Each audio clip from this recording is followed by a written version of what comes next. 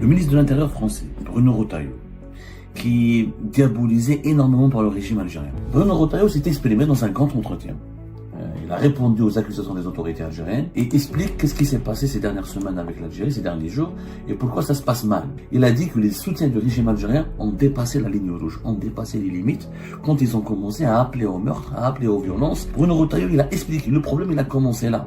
La crise entre l'Algérie et la France, elle a commencé avec la reconnaissance de la souveraineté du Maroc sur le Sahara occidental. C'est aussi à cause de ces tensions que nous assistons à une lutte interne et sur le sol français, ce que je n'accepte pas, entre des opposants au régime algérien et des soutiens de ce régime. Internet n'est pas une zone de non-droit. À chaque fois que nous avons eu connaissance de ces franchissements de lignes rouges, nous avons saisi la plateforme Pharos. La France ne veut pas devenir le théâtre, encore une fois, où il y a le champ de bataille entre opposants et partisans du régime algérien. C'est une préoccupation légitime de la part de la France. Soyons objectifs. Aucun pays au monde ne va tolérer ou ne va accepter que son territoire devienne une bataille à couteau tiré entre les opposants et les partisans d'un régime étranger. Le ministre de l'Intérieur français, Bruno Retailleau, qui est diabolisé énormément par le régime algérien et qui est considéré comme l'élément déclencheur de la crise actuelle et qui est considéré comme celui qui sème la zizanie entre les deux pays, en tout cas du côté du régime algérien. Il n'y a pas de problème avec Paris, ni avec la France, particulièrement pas avec Emmanuel Macron.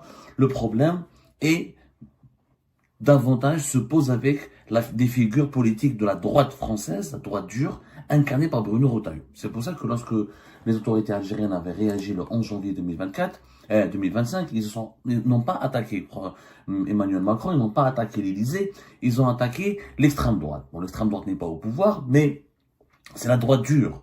Ils voulaient pas, mais les dirigeants algériens aujourd'hui ne font plus la différence entre la droite dure et l'extrême droite. C'est pour ça qu'ils ont visé l'extrême droite. Bruno Retailleau s'est exprimé dans un grand entretien. Il a répondu aux accusations des autorités algériennes. L'Express, le magazine français, a publié hier le 21 janvier 2025 un grand entretien dans lequel il répond, où là il s'explique sur les dessous du conflit actuel qui oppose l'Algérie à la France, ou qui oppose la France à l'Algérie. Parce que cette fois-ci, nous avons le point de vue français. On a toujours eu le point de vue, on a eu le point de vue français à travers quelques déclarations de Bruno Retailleau, quelques déclarations du chef de la diplomatie française, quelques déclarations de certains députés français. Il y a eu des médias français qui en ont parlé. Mais là, nous avons un grand entretien. Franchement, il y a un grand entretien que je vous prie de lire. Il est très intéressant, dans lequel Bruno Retailleau répond aux autorités algériennes et explique qu'est-ce qui s'est passé ces dernières semaines avec l'Algérie, ces derniers jours, et pourquoi ça se passe mal. Voilà, il explique pourquoi ça se passe mal, pourquoi c'est devenu invivable entre les deux pays, on va dire. Voilà, pourquoi c'est devenu invivable. Et là, dans cet entretien, il dit quelque chose de très intéressant. Il parle des soutiens du régime algérien. Il a utilisé une phrase qui illustre particulièrement les préoccupations et les inquiétudes des autorités françaises. Il a dit que les soutiens du régime algérien ont dépassé la ligne rouge, ont dépassé les limites quand ils ont commencé à appeler au meurtre, à appeler aux violences, à appeler à tenter ou à perpétrer des agressions contre les opposants au régime algérien sur le sol français.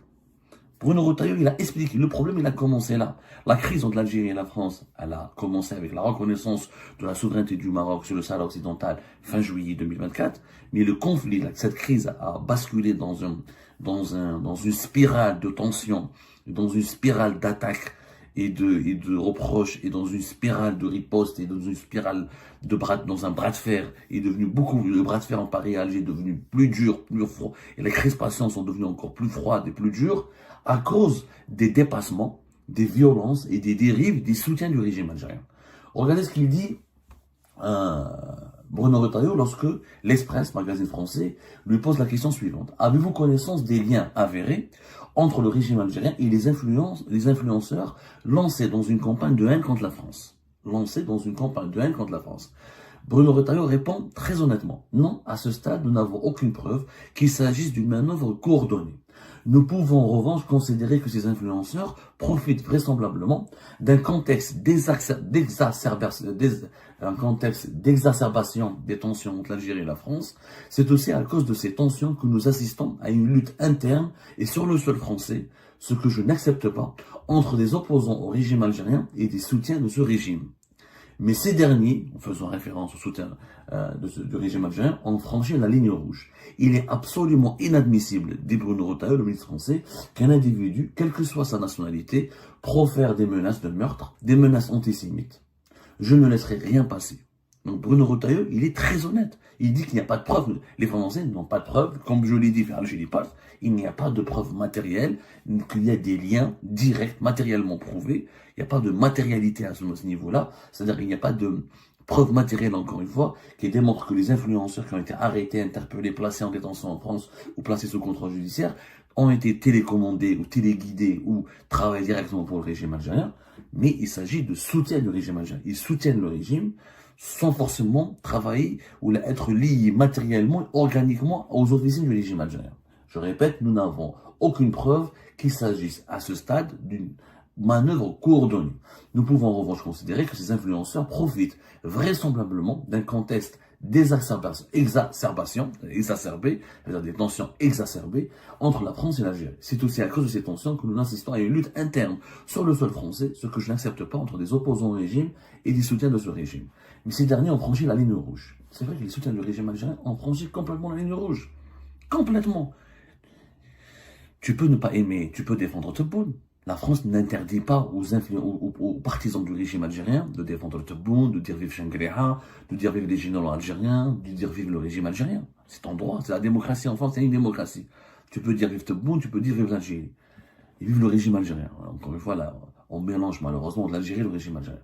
Mais lancer des appels au meurtre, des menaces d'agression, vouloir commettre des attentats sur le sol français et menacer de commettre des attentats sur le sol français, c'est un franchissement de ligne rouge.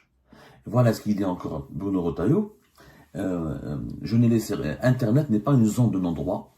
À chaque fois que nous avons eu connaissance de ces franchissements de ligne rouge, nous avons saisi la plateforme Pharos, qui est la plateforme de signalement de contenu illicite sur Internet. On en a déjà parlé comment elle fonctionne. Elle est directement connectée à la police judiciaire française et à la gendarmerie française, que les internautes signalent des contenus illicites, violents, ou qui appellent au terrorisme, ou des escroqueries, etc. Et les enquêteurs de la gendarmerie française, de la police française, mènent des enquêtes. Et ces vidéos ont été supprimées rapidement, et les personnes, les influenceurs pro-régime algérien ont été arrêtés. Nous avons également signalé ces agissements à l'autorité judiciaire. Nous avons ensuite localisé les individus pour les interpeller systématiquement. Que chacun se le tienne pour dit, nous ne transigeons pas quand des propos violents sont tenus. La violence physique est toujours précédée par la violence verbale. Bruno Retailleau, là, il résume la nouvelle ligne politique des autorités françaises. Même si c'est des opposants, même demain c'est un opposant algérien, il fait une vidéo où il appelle au meurtre, où il appelle à commettre des attentats, où il appelle à commettre des violences, il sera arrêté, interpellé, jugé, etc. La loi va s'appliquer sur lui. La France ne veut pas devenir le théâtre, encore une fois, où il a le champ de bataille entre opposants et partisans du régime algérien.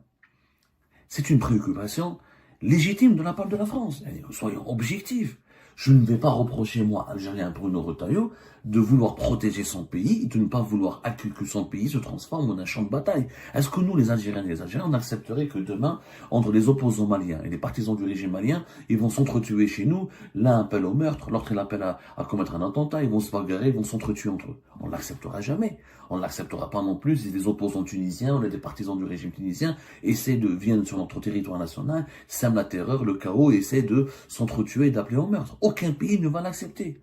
Donc, je dirais que dans la crise algéro-française, qui est devenue un conflit aujourd'hui, et qui, je pense, va aboutir à des négociations, et cette impasse ne va pas durer longtemps, parce qu'il y a trop d'intérêt entre l'Algérie et la France, à un moment donné, la sagesse va primer, il y aura des négociations et de sortie de crise, mais le conflit a atteint un stade de non-retour, et que la France était obligée de réagir, était obligée de crever un abcès, et d'entamer un bras de fer avec le régime algérien, parce que les partisans du régime algérien, les soutiens du régime algérien en France, ont dépassé les lignes rouges.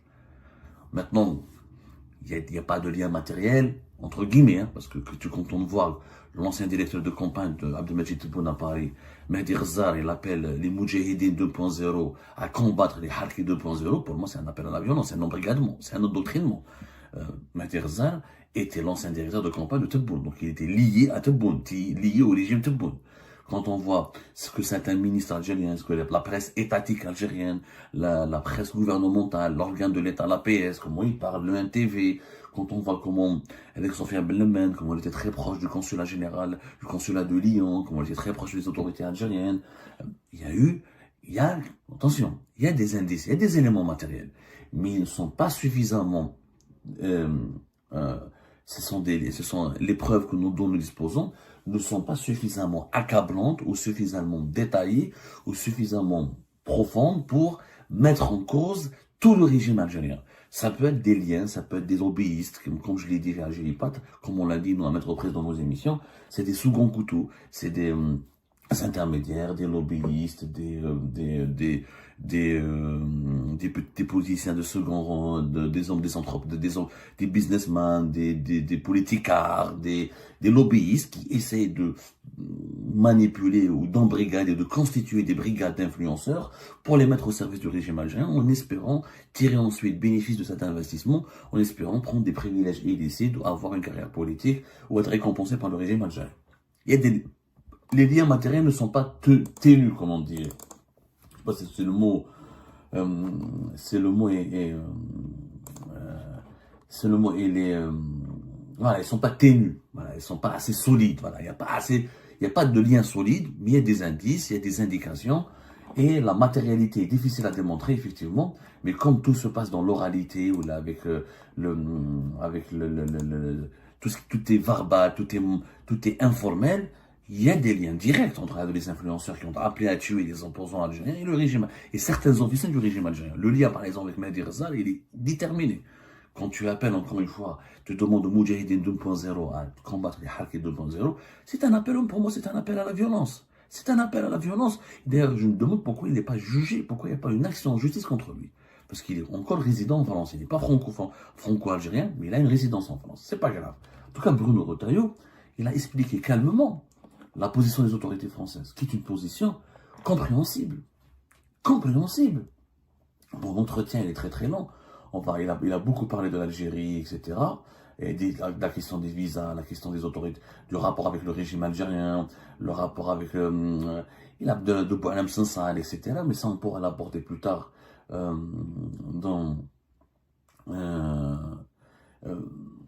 par exemple, quand on lui a dit, l'Express lui a demandé, il n'y a pas d'ambassadeur algérien en France depuis la fin du mois de juillet. Quels sont aujourd'hui vos interlocuteurs? Il dit, institutionnellement, je n'en ai pas. L'ambassadeur a été rappelé, mais il y a un chargé d'affaires qui traite de la relation avec la France. Je n'interviens pas dans cette relation et je sais que Jean-Noël Barrot, qui est le ministre français des Affaires étrangères, est très mobilisé sur le sujet. Les administrations, évidemment, dialoguent, puisque nous n'avons pas cessé de demander des laissez-passer consulaires et d'expulser des individus de nationalité algérienne. Mais en tant que ministre de l'Intérieur, je n'ai pas de relation avec mon homologue algérien. Donc il n'a aucune relation avec l'Algérie. Bruno Retailleau explique qu'il n'a absolument aucune relation. Donc il confirme qu'il y a un problème avec Bruno Retailleau. Que l'Algérie refuse de parler à Bruno Retailleau, alors qu'il y avait un partenariat, il y a des accords de coopération entre le ministère de l'Intérieur algérien et le ministère de l'Intérieur français. Entre le gouvernement algérien et le gouvernement français, les échanges ne se font pas uniquement par le biais de la diplomatie. Il y a le canal sécuritaire, à travers les services de sécurité et les services secrets, le canal diplomatique à travers le ministère des Affaires étrangères, le canal de la présidence à travers les deux présidences des deux pays, et le canal des autorités du gouvernement, le canal gouvernemental, où chaque département régalien de l'État algérien et de l'État français, il y a des accords, soit dans la santé, dans l'éducation, dans la sécurité, dans la coopération scientifique. Il y a des canaux qui permettent aux deux gouvernements de se parler. Sauf que le gouvernement algérien, l'État algérien, le régime algérien ne veut pas parler à Bruno Retailleau. Parce que pour l'Algérie, Bruno Retailleau, c'est lui le problème. C'est lui le déclencheur de la crise. C'est lui qui incarne cette extrême droite, qui veut déstabiliser l'Algérie, qui veut nuire aux intérêts de l'Algérie et qui veut entraîner l'Algérie dans un conflit, qui instrumentalise l'Algérie pour régler ses comptes avec des problèmes, dans des problématiques françaises qui sont l'immigration, l'islam, l'islamisme, le communautarisme. Peut-être que l'Algérie n'a pas tort, peut-être que le régime algérien, ou les autorités algériennes, ou les Algériens et les Algériens qui pensent cela n'ont pas tort à 100%, mais concernant les lignes rouges dont vient de parler Bruno Retailleau, force est de constater qu'on ne peut pas ne pas être d'accord avec lui. Aucun pays au monde ne va tolérer ou ne va accepter que son territoire devienne une bataille à couteau tiré entre les opposants et les partisans d'un régime étranger. Vu qu'il y a énormément d'Algériens en France, 5 millions au minimum, entre les franco-algériens, les binationaux, les Français d'origine algérienne, les sans-papiers, les résidents algériens, les réfugiés algériens, etc., les haragas algériens, ils sont très nombreux. La France ne peut pas accepter. C'est une menace contre sa sécurité nationale.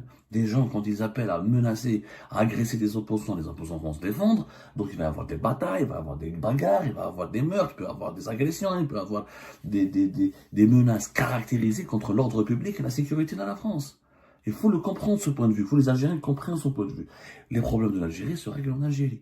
Et les problèmes de l'Algérie peuvent se régler dans le cadre pacifique, dans un cadre de dialogue.